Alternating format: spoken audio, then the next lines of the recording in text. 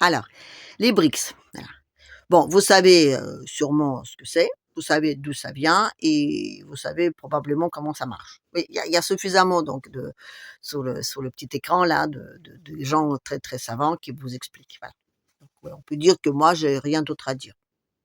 Sauf que sauf que si. Si, si, si. Parce que vous voyez ce que j'ai remarqué en écoutant donc tous ces gens très, très intelligents? Ben, ils parlent tous d'un point de vue occidental, vous voyez? C'est comme ça. Je dis: «C'est pas c'est comme ça». Ils étaient élevés dans ce monde-là, ils étaient éduqués, c'est leur base, voilà.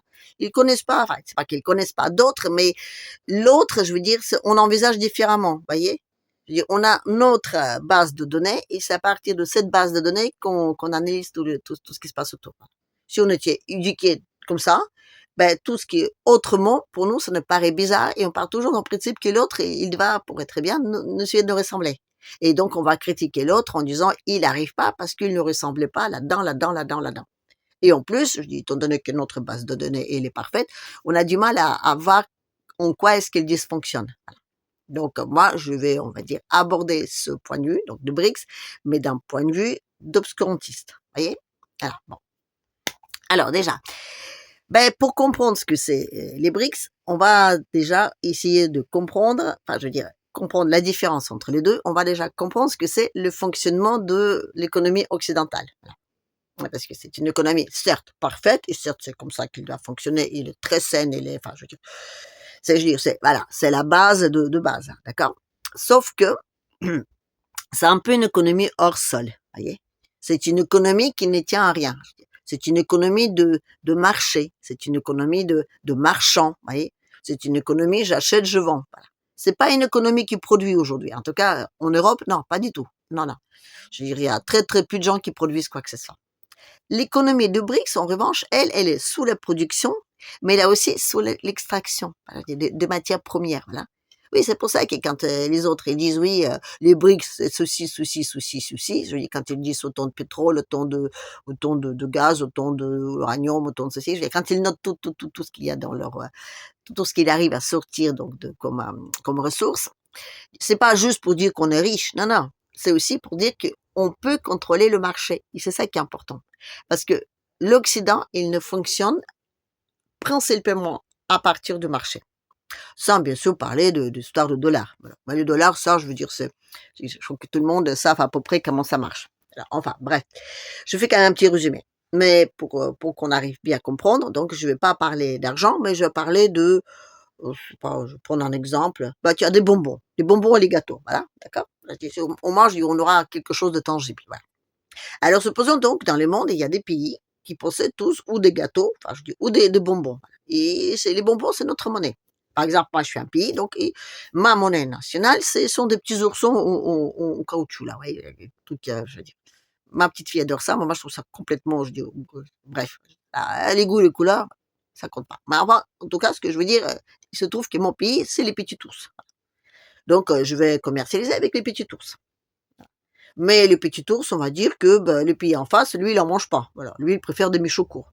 Donc lui, il dit, bon, enfin, moi, question avec tes petits ours, moi, je veux bien un truc un peu plus sérieux. Du coup, on va dire, d'accord, alors, si toi, tu veux pas mes petits ours, peut-être quelqu'un d'autre en voudra, mais peut-être que lui, il voudra aussi t'acheter quelque chose que toi, tu pourras lui revendre avec mes petits ours que je te file, et comme ça, lui, vous voyez, les choupa choups. Alors, peut-être que toi, tu aimes bien les choupa choups, mais moi, je les aime pas, mais l'autre, les choupa choups, il adore les petits oursons. Donc, du coup, lui, il va t'acheter mes petits oursons, et en échange, il va te choper les choupa choups que moi, je voudrais pas, vous voyez? Enfin, je veux dire, bref, vous comprenez ce que je veux dire. On va trouver une entente. Mais on va dire que ça peut être compliqué. Alors, du coup, d'avoir une référence, je veux dire, une monnaie unique pour tout le monde pour commercialiser, ça peut être bien. Par exemple, on peut dire, tiens, on a que faire le commerce avec les petits loups. Voilà. Donc, on va dire qu'un petit loup, c'est 10 petits oursons. Voilà. Donc, du coup, les petits loups, ça devient une monnaie de référence pour tout le monde. On commercialise avec les petits loups. Voilà. Donc, c'est lui qui, donc, les petits loups, on va dire, il contrôle le marché. Donc, jusque-là, ça va. Sauf que les petits loups, tout comme les bonbons, ben, il faut les produire. Vous voyez, c'est quelque chose de tangible. Voilà. Il y a du beurre, il y a de la farine, il y a parfois même du chocolat, là, si c'est bien fait, tout ça. Vous voyez? Et c'est comme l'or, voilà. C'est comme l'or, c'est pareil. Je veux dire, il faut l'extraire, il n'y en a pas beaucoup, il faut le fabriquer, il faut le, enfin, tout ça. C'est beaucoup plus simple de vendre juste des emballages de petits loups, voilà, dans lesquels il n'y a rien. Mais pour que les gens prennent juste votre emballage à la place de petits loups, il faut quand même, comment dire, les aider un peu. Voilà. Alors du coup, on trouve plein d'autres astuces sur les bases qu'on met un peu par-ci par-là, voilà, ou alors les trucs de dire que voilà, ben, si vous voulez acheter du Nutella, ben Nutella, vous pouvez acheter qu'avec des boîtes de petits loups, voilà. Si vous n'avez pas de boîte de petits loups, tant pis pour le Nutella. Vous voyez, c'est un peu, je dirais, le principe. Enfin bref, ce que je veux dire, c'est qu'à un moment donné, les petits loups ont été remplacés par les emballages vides. Et les gens ont commencé commercialiser avec les emballages vides. C'est-à-dire que moi, dans l'intérieur de mon pays, moi, j'ai toujours des petits oursons, donc c'est à l'intérieur de mon pays, les gens achètent et vendent des trucs avec les petits oursons. Mais si je vais acheter un truc à l'extérieur, j'ai besoin d'acheter des emballages vides. Donc je vais dépenser mes petits oursons, qui sont donc de la matière, hein. Je dirais, il y a du sucre, il y a de la gélatine, il y a tout ça. Et on peut se nourrir avec des petits loups, peut-être mal, mais on peut se nourrir, enfin je dis avec des petits oursons. Avec les boîtes des emballages vides, non, pas du tout. Mais j'ai oublié de les avoir parce que sinon je peux pas acheter du Nutella. Voilà. Donc, je vais dépenser quelque chose de réel pour acheter des boîtes vides pour acheter mon Nutella. Voilà. Oui, on va dire que tant qu'on a une certaine confiance en boîtes vides, en espérant que finalement, il restera toujours à peu près, je veux dire, les mêmes quantités de boîtes vides et qu'il y aura toujours les mêmes valeurs, ça va. Sauf que celui donc qui possède des boîtes vides, il dit, bon, pourquoi j'en fabrique pas un peu plus? Étant donné qu'il n'y a rien là-dedans, je dis, je m'en fiche. J'ai pas besoin de dépenser de la matière, de la farine, du sucre, du beurre, tout ça, je dis, pour faire des petits loups. Je n'ai que juste emballer un peu plus de boîtes et hop, je les vide sur le marché. Donc, du coup, il y a quelque chose donc, qui était, on va dire, 10 boîtes, devient 20 boîtes. Et du coup, les boîtes de petits loups, ils perdent de leur valeur.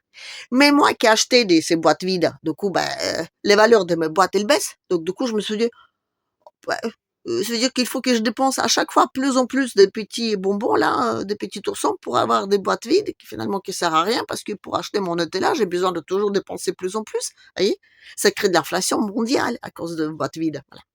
Donc du coup, les gens ils commencent à être moins en moins contents.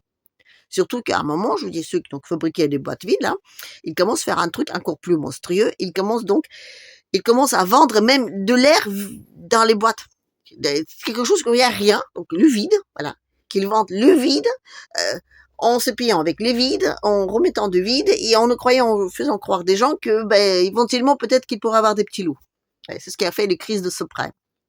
On a continué à vendre, de vendre quelque chose qu'on n'avait pas, en espérant peut-être qu'un jour ça va rentrer et peut-être qu'on aura une ou deux boîtes de vide, enfin, comme ça. Alors, et à un moment, les mecs, là, en face, ils ont dit, oula, là, ça commence à craindre au max, là. Parce que je dis, oui, on a donc des boîtes on va dire, des petits loups vides, mais on a aussi des galettes bretons, sans galets, voilà, juste les boîtes. Là, je parle de l'euro. Donc, l'euro, c'est la même chose. Les mecs, ça ne garantit rien. Il n'y a pas de petits bretons dedans. On a juste en train de vendre des boîtes vides. Après, les boîtes vides de galets de bretons et les boîtes vides de petits loups, on va dire que, bon, c'est à peu près les mêmes procédés. Donc, oui, les petits loups, ça prime toujours, mais bon, c'est à peu près la même façon. Ça veut dire qu'on continue toujours de, de faire n'importe quoi. Parce que, je veux dire, on n'a pas besoin de les faire des petits gâteaux, là, vous voyez? On a juste à emballer les emballages, imprimer les emballages, voilà. Et ça, c'était donc le deuxième problématique. Donc, quand il y avait le Covid, par exemple, il y avait c'était problématique d'acheter des choses dans le monde, voilà. Et donc, ceux qui avaient donc, les boîtes vides, ils pouvaient en imprimer tant que vous voulez, tant qu'ils voulaient. Donc, du coup, on en a imprimé plein, plein, plein, et ils ont raflé tous les trucs réels avec des boîtes vides. Et ça a recréé une inflation comme ça. Parce que les gens, ils ont dit, non, mais attendez, là, les mecs, je comprends que vous avez rien chez vous. Enfin, je veux dire, vous pouvez pas imprimer autant de boîtes vides. C'est pas raisonnable. Parce que plus vous imprimez des boîtes vides, plus nous, on a besoin de dépenser, je veux dire, en nombre de bonbons plus en plus cher pour acheter vos boîtes vides, qui finalement, juste des boîtes vides. Donc, et les mecs, ils ont dit, non, il faut absolument qu'on trouve une autre façon de faire, quoi. Il faut peut-être qu'on revient à l'ancienne méthode de dire, on a que, je veux dire, trouver un truc genre un central, et puis après, on échange comme d'habitude. Enfin, mes petits loups contre tes choupas soups, on échange je sais pas, des méchocos, vous voyez? C'est ça le principe de BRICS. Les BRICS, c'est exactement ça. Ils vont pas faire de la monnaie unique, en tout cas pas pour le moment, parce qu'ils ont vu que la monnaie unique, ça réussit pas à tout le monde. Oui, ils en parlaient beaucoup de l'euro en disant que oui, on a vu à quel point l'apparition de l'euro en Europe, c'était dramatique pour beaucoup, beaucoup de pays. Donc, ils ont dit non, non, non. Nous, on va essayer de trouver donc comment on appelle ça, une unité, donc une unité centrale, hein, enfin d'une unité première auquel donc toutes choses vont donc s'orienter. Mais après, donc on va faire une certaine base, peut-être pourquoi pas une once d'or, j'en sais rien, enfin un truc, je dis ça au pif à peu près, voilà, parce que je suis pas si, je sais pas si je suis vraiment au courant de comment ils vont le faire, mais le principe ce sera ça. Le principe ce sera ce que chaque pays donc il va commercialiser avec ses bonbons. Voilà et donc dans un gros pot à bonbons, donc après les autres, ceux qui sont à l'extérieur, ils vont venir et ils vont choisir des bonbons qui les intéressent. Par exemple, moi, prenons un pot de bonbons, voilà, donc ce qui sera la banque de Brix, dans lesquels donc je mets des Chupa Chups, de Nounours, de Michoco, de Créma, tout ça. Et moi, les jours donc où j'aurai besoin de faire mon commerce, donc je mets mes Nounours, hop, je les remets dedans. Voilà. Et quelqu'un d'autre qui va venir et qui voudra acheter des trucs, ben lui, il pourrait retirer là-dedans, mais juste des chupa chups, hein. Parce que lui, il aime pas mes trucs à moi, mais les chupa chups, ça l'intéresse parce qu'il sait très bien que ces chupa chups, il pourrait les utiliser après pour acheter des trucs chez quelqu'un qui possède des michocos. Et que moi, finalement, un jour, je serais intéressée par des michocos. Donc, les michocos qui vont se retrouver dans le bocal, moi, je pourrais m'en servir en échange de mes chupa chups. Vous voyez? Je veux dire, mes nounours. Enfin, bref. Et ce que je veux dire, ce sera ça. Le principe, ce sera ça. Ce sera une grosse boîte à bonbons dans laquelle tout le monde met leurs bonbons et après, donc, ils circulent. Et ça évite des histoires de petits loups. Bref, dans cette configuration-là, les pays qui fabriquent les emballages vides seront forcément, on va dire, pas contents. Parce qu'ils vont dire, oui, mais qu'est-ce qu'on fait avec nos emballages vides? Alors on va leur dire, écoutez, vous n'avez qu'à mettre des gâteaux dans vos emballages vides, et puis après, ça ira tout seul. Oui, c'est vrai. Je veux dire, à un moment donné, on peut dire aussi, on peut faire aussi on va dire, une économie qui est réelle. Bon, même si on n'a plus d'usines et même si on n'a plus de gens qui réfléchissent, et même si on n'a plus d'école et même si on n'a plus de petits, même si on est complètement ruiné et on ne peut que vivre avec des emballages vides, on peut toujours se dire, bon, on sait jamais. On peut toujours en fabriquer un ou deux petits bretons, j'ai balai, en Europe. Voilà. Mais sauf que non. Non, non, non, parce que on sait pas faire des trucs réels. Non. Nous, ce qu'on sait faire, c'est d'acheter et de revendre. C'est ça que j'appelle l'économie hors sol. Voilà. L'Angleterre, la Grande-Bretagne. Parce qu'on oublie tout le temps celle-là. Mais vous avez remarqué, elle est en dehors des emballages vides. Hein. Non, non, non, je dis, elle est en dehors, on va dire, elle s'en fiche des emballages vides. Elle, voilà. Elle laisse à l'Europe, qui va donc forcément peut-être, hein, avec les emballages vides, à un moment donné, personne ne voudra. Les dollars, la même chose, je veux dire, les petits loups là-bas, hein, les emballages peut-être aussi. Hein. Mais elle est en dehors de ce système. Voilà. On va dire qu'elle sera peut-être protégée. Ou alors, on va dire qu'il fonctionne différemment, parce que je dis, comment est-ce qu'elle gagne de l'argent, je dis, la Grande-Bretagne. Hein. Et surtout, vous avez remarqué que c'est quand même la plus, on va dire, les va en guerre, là, contre les Russes et tout ça. On n'en parlait pas beaucoup, mais c'est quand même plutôt elle qui est en train de contrôler l'Europe, ces temps-ci. Voilà. Et alors, comment est-ce qu'elle gagne de l'argent? Justement, les marchés. Donc, les marchés, on achète du gaz d'un endroit et on le revend de l'autre endroit. Et parfois, on le revend 5 ou 6 fois.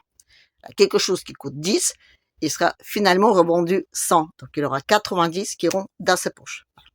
Et quand vous avez des BRICS qui sont en train de dire, les BRICS, c'est ceci, ceci, ceci, ceci, ceci, cela, cela, ça veut dire que tout ça, ça va être commercialisé en dehors du marché, directement par le bocal à bonbons.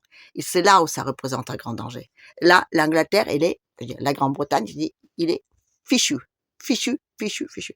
Si aujourd'hui le commerce n'a plus besoin de marché, premièrement, on est tous gagnants parce que je veux dire, quelque chose qu'on achète 10, on achètera 10. Hein. Mais les autres, je veux dire, les 90, tchou, tchou, tchou, tchou, tchou, voilà. Et c'est ça qui est problématique. C'est la même chose avec EDF, là. Vous savez, c'est plus au moindre, enfin, je veux dire, au moindre échelle, mais c'est le même principe. Vous avez un qui produit donc l'électricité, après il y a les autres qui les revendent. Et il y a plein de gens qui gagnent de l'argent sur quelque chose qu'ils ne produisent pas. Ils gagnent de l'argent juste en faisant de la spéculation.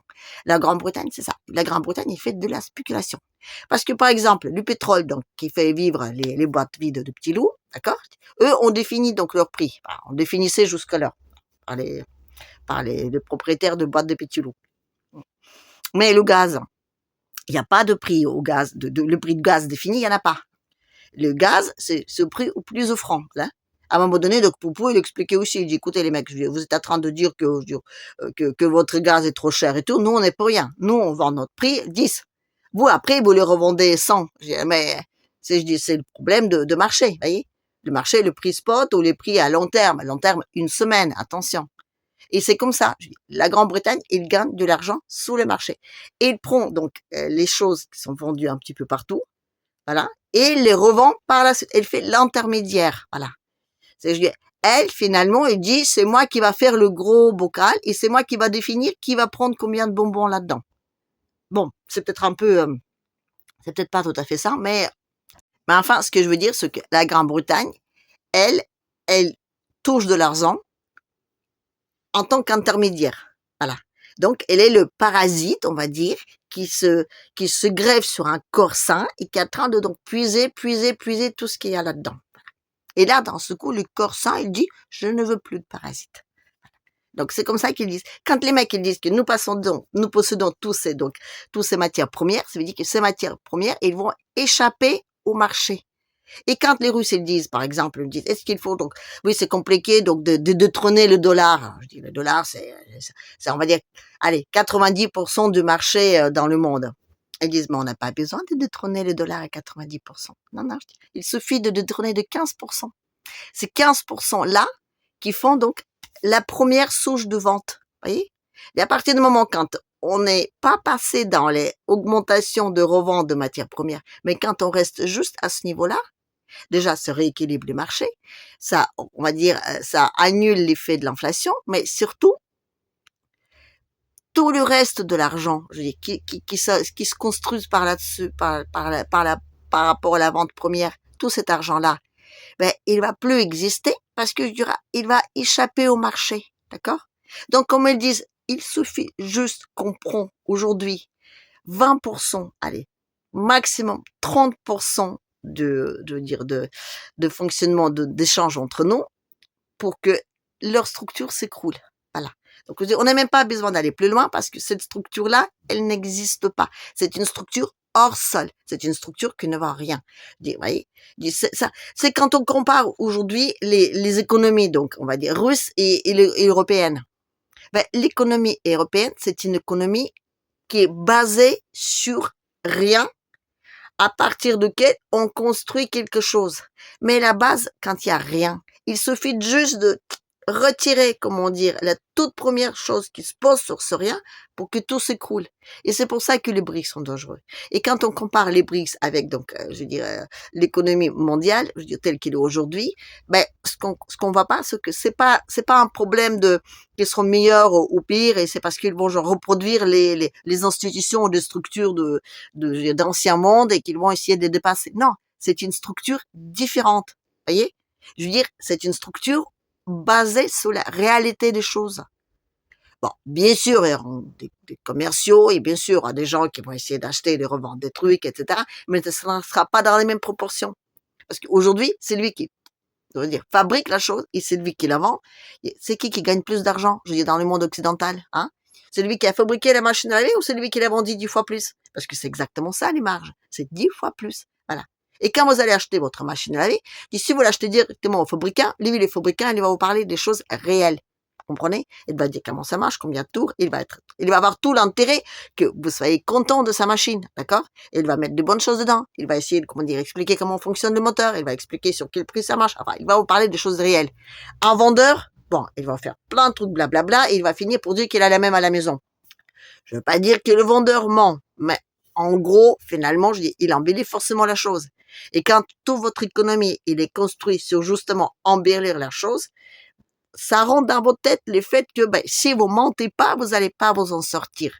Donc toute votre idéologie et toute votre économie, elle est fabriquée sur un mensonge. C'est pour ça aujourd'hui que l'Occident et je dis, et le Sud, ils ne pourront pas fonctionner.